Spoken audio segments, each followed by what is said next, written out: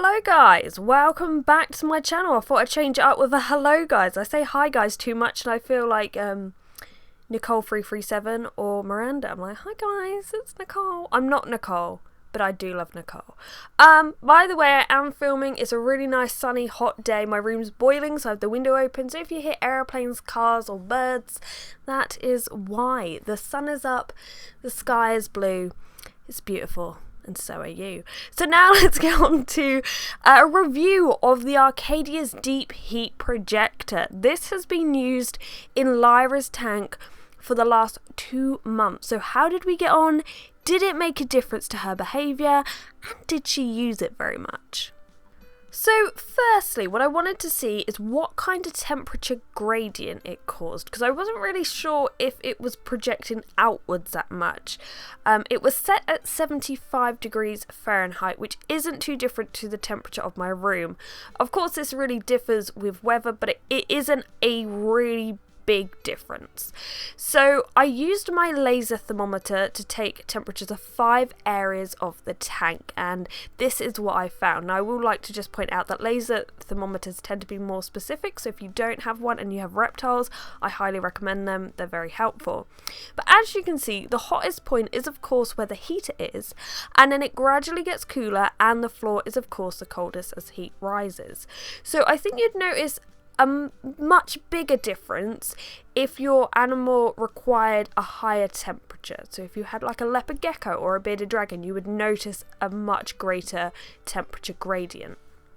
I was also curious to see what the gradient would be like without the heater, so I left the heater off overnight and I took these temperatures all in the same areas. I found the hottest is the top left and the coolest once again is the bottom. Now as I said, the temperature I set the heater at was 75 degrees Fahrenheit, so it wasn't a major difference from my normal room temperature.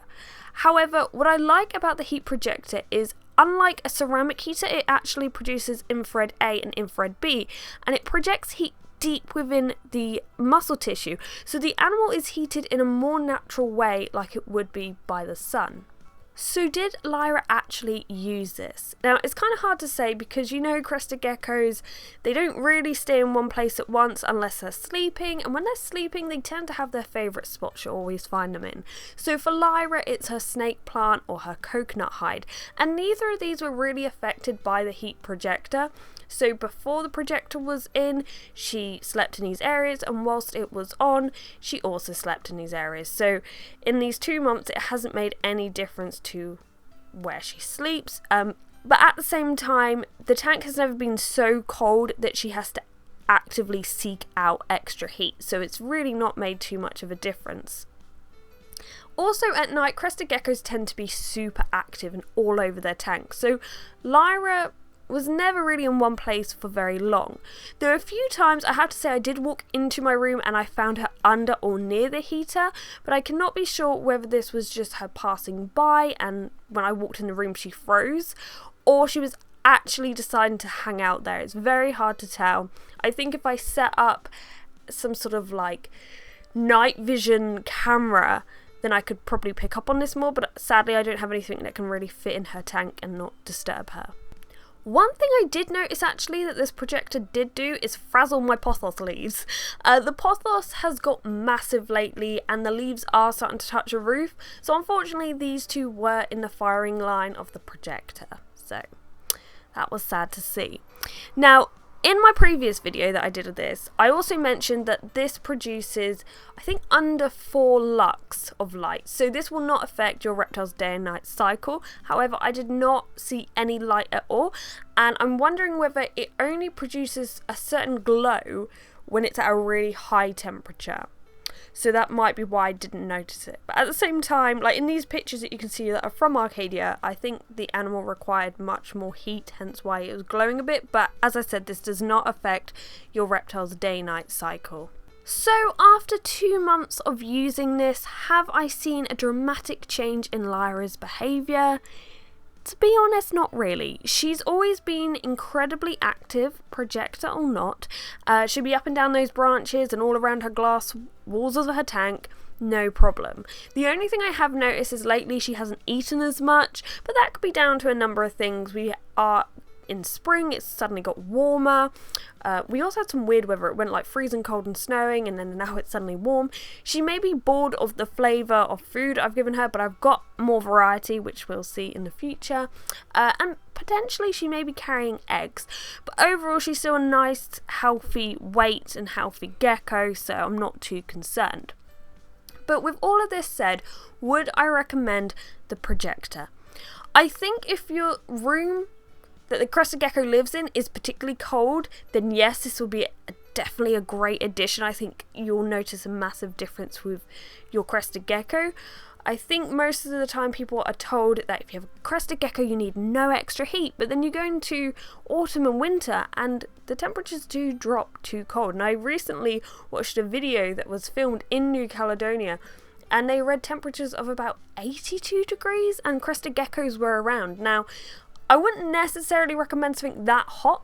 We have to take into account global warming. The temperatures are rising and it's not perfect, but it just shows that if you are just giving your gecko like 60-65 degrees, that is not warm enough. So just be aware of that.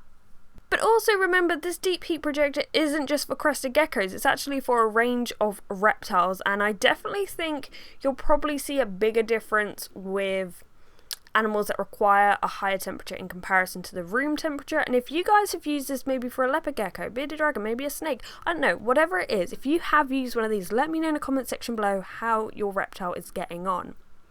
I would say if you are debating getting either a ceramic heater or a deep heat projector, then I would recommend the Projector, because I feel it provides far more benefit to your animal, and in most cases it's either the same price or cheaper than a ceramic heater, so it just, to me, it works out so much better.